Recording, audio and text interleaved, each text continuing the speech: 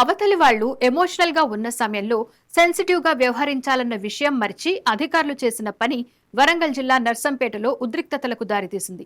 పెద్ది సుదర్శన్ రెడ్డి విగ్రహ గద్దెను నర్సంపేట మున్సిపల్ అధికారులు కూల్చివేయడంతో బీఆర్ఎస్ శ్రేణులు ఆగ్రహం వ్యక్తం చేస్తున్నాయి. ఆ పార్టీ నేతలు, కార్యకర్తలు ఆందోళనకు దిగారు.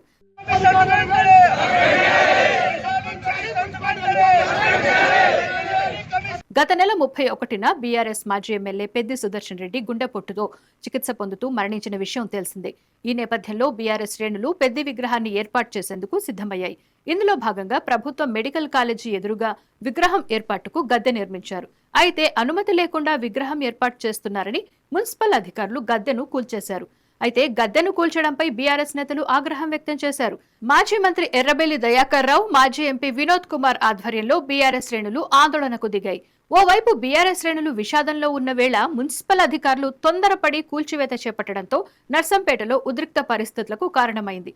అనుమతులు లేకపోవడంతోనే కూల్చేశామని అధికారులు చెబుతున్నారు. అయితే ఈ విషయాన్ని బీఆర్ఎస్ స్థానిక నాయకత్వంతో అధికారులు చర్చించి వాళ్లే గద్దను తొలగించేలా చేయాల్సిందని పలువురు అభిప్రాయపడుతున్నారు.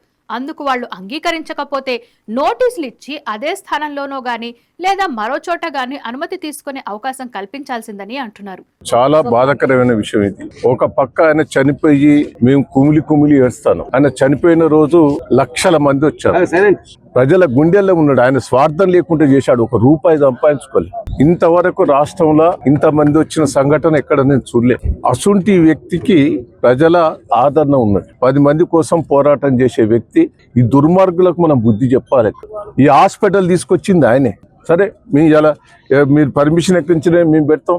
నేను ఆర్డీఓ గారితో కూడా మాట్లాడా. అంటే వాళ్ళ కూలగొట్టే అధికారం కూడా లేదు. నోటీస్ ఏందండి దౌర్జన్యం? దీని వెనుక కాంగ్రెస్ పార్టీ హస్తం ఉన్నది. మేము వదిలిపెట్టాం. దీన్ని ఎంతవరకైనా తీసుకుపోతాం.